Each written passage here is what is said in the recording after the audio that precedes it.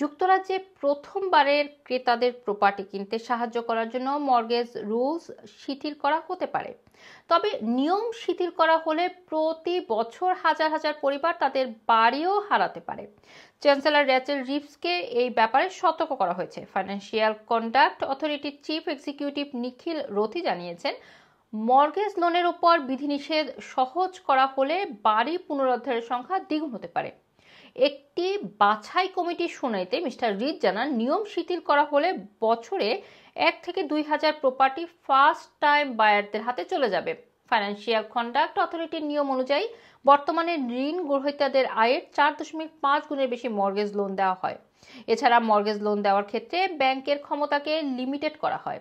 গ্রাহকরা যাতে ক্রমবর্ধমান সুদের হার মোকাবেলা করতে পারে সেটি নিশ্চিত করার জন্য ঋণদাতাদের ক্রয় ক্ষমতা অ্যাসেসমেন্ট করা হয়ে থাকে। তবে এখন এসব নিয়ম আরও শিথিল করার কথা বলা হচ্ছে। প্রধানমন্ত্রী কিয়ার স্টারমার ব্রিটেনের অর্থনৈতিক প্রবৃদ্ধি বাড়ানোর উপায় সম্পর্কে নতুন ধারণা দেওয়ার আহ্বান জানানোর পর সিটি ওয়াচডগ একটি চিঠিতে নিয়ম সহজ করার পরিকল্পনা সামনে আনে। এদিকে মিসেস রিভস জানান, মর্গেজ রুলস সহজ করা হলে ব্রিটেনের বাড়ির মালিকানার ক্ষেত্রে কম আয়ের মানুষেরা কিছুটা ঘুরে দাঁড়াতে পারবে। এতে দেশের অর্থনৈতিক প্রবৃদ্ধি বাড়বে।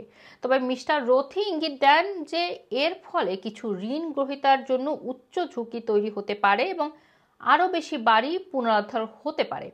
ঋণ দেওয়ার নিয়ম শিথিল করলে পুনরুদ্ধার ক্রেডিট আরও বৃদ্ধি পাবে। জানা গেছে 2024 সালের থার্ড কোয়ার্টারে ঋণদাতারা 990টি বাড়ি পুনরুদ্ধার করেছে, যা 2023 সালের একই সময়ের তুলনায় 39% বেশি। এদিকে চ্যান্সেলর বর্তমান প্রবৃদ্ধি বাড়ানোর জন্য চাপের মধ্যে রয়েছে, কারণ দেশে ফ্ল্যাট অর্থনীতির এই কন্ডিশনের মধ্যে মানুষের ধার নেওয়ার খরচ বেড়েছে।